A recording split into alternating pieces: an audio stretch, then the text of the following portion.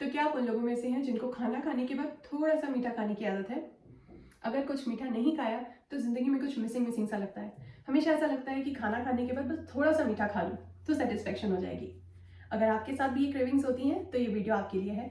Welcome to my channel. तो आज के इस वीडियो में हम बात करेंगे उन 4 रीज़न्स की जिनकी वजह से ये क्रेविंग्स होती हैं और कुछ गाइडलाइंस की जिनको फॉलो करके आप इन क्रेविंग्स को कम कर सकते हैं। चलिए शुरू करते हैं। सबसे पहला कॉमन रीज़न होता है कि आपने जो खाना खाया है, जो आपकी डाइट है, वो एक बैलेंस डाइट नहीं है। उसमें आपने बहुत सारे सिंपल कार्ब्स लिए हैं, जैसे कि राइस हो गया, फ्राइड राइस, लेमन राइस और नूडल्स और आलू वाले सैंडविच। ये सारे सिंपल कार्ब्स हैं। मैदे और आलू और राइस, ये सारे सिंपल कार्ब्स माने जाते हैं। इनकी वजह से क्या होता है कि ये तुरंत इजीली डाइजेस्ट हो जाते हैं बॉडी में, तुरंत बॉडी को स्पाइक मिलती है और फिर डाउन, जैसे एनर्जी डाउन होती है बॉडी हमारी क्रेव करने लगती है शुगर को। तो ये पहला रीज़न हुआ। दूसरा रीज़न है कि आपने जो खाना खाया बहुत ही सॉल्टी था, बहुत ही तीखा और बहुत ही सॉल्टी और बहुत ही मसालेदार। तो ये सब होने की वजह से बॉडी उसको बैलेंस करने के लिए कुछ मीठा क्रेव करती है। थर्ड रीज़न है कि आपकी हैबिट बन चुकी है काफ़ी टाइम से, हमेशा से ही आप ऐसा करते आए हैं कि आपने कुछ खाना खाया उसके बाद आप ज़रूर मीठा खाते हैं। तो इवन आपकी डाइट भी बैलेंस है, आपने अच्छा खाना खाया है, सब कुछ बढ़िया, but just because of habit you are doing it. और चौथा रीज़न है कि आप फैट लॉस करना चाहते हैं, आप डाइट पे हैं और बहुत कम कैलोरीज खा रहे हैं। बहुत कम कैलोरीज खाने की वजह से क्या होता है, हमेशा हमारी बॉडी को ऐसा परसीव होता है कि कुछ तो अनफेवरेबल सिचुएशन आ गई है और वो फास्ट फ्यूल के थ्रू कैचअप करना चाहती है। जैसे हमारी बॉडी इतने सालों से इवॉल्व हुई है। पहले हम जब हंटर्स और गैदरर्स थे, हम वॉक करते थे, कहीं खाने का सामान मिल गया बहुत सारा खा लिया, उसके बाद आगे जाके पता नहीं मिले कि नहीं मिले, राइट? आगे जाके हमें कुछ मिले ही मिले। तो बॉडी जब भी देखती है कि खाना कम है तो उसका हमेशा ऐसा सिस्टम है, वो ज़्यादा से ज़्यादा स्टोर करना चाहती है। तो अगर आपकी बॉडी का एक्सपेंडिचर ज़्यादा है, ज़्यादा कैलोरीज हैं और आप बहुत कम कैलोरीज खा रहे हैं, तो बॉडी अपना फैट बर्न करके आपका जो है फैट लॉस करती है। बट अगर वो बहुत ही ज़्यादा कम कैलोरीज हैं तो वो एक थ्रेट के जैसा होता है बॉडी के लिए, और वो चाहती है कि फास्ट फ्यूल्स जैसे शुगर्स और मीठा, इन सब के थ्रू वो जो है कैचअप कर ले, और इसकी वजह से आपको होती हैं शुगर क्रेविंग्स।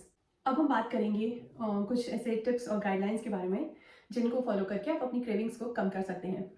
सबसे पहला है, सबसे इजी, आपके खाने में बहुत ज़्यादा सॉल्टी फूड नहीं होना चाहिए, बहुत ज़्यादा सॉल्टी और मसालेदार।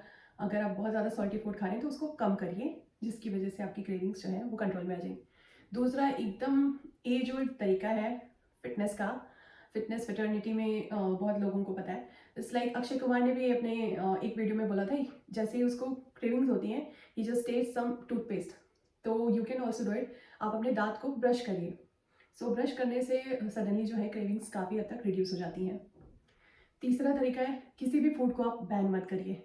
जैसे ही आपने बोला कि नहीं, मैं ये शुगर नहीं खा सकता, मुझे मीठा नहीं खाना है, मैं डाइट पे हूँ, तो हमारा दिमाग इसको इस तरह से नहीं समझता है। जैसे मैं आपको एक एग्जांपल देती हूँ।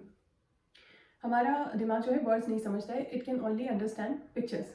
जैसे मैं आंखें बंद करके बोलूँ कि मैं कल स्कूल नहीं जाऊँगी, मैं बीच पे नहीं जाऊँगी, मेरे दिमाग में क्या इमेजेस आ रही हैं, स्कूल की और बीच की, राइट? इसी तरह जब मैं बोलती हूँ कि मैं मीठा नहीं खाऊंगी, मैं मीठा नहीं खाऊँ, तो नहीं भाई, कुछ समझ में नहीं आता, सिर्फ दिमाग में चलता है मीठा मीठा मीठा मीठा, और ज़्यादा क्रेविंग्स होती हैं। तो इसीलिए सब कुछ आप एंजॉय करिए मॉडरेशन में, कम खाइए।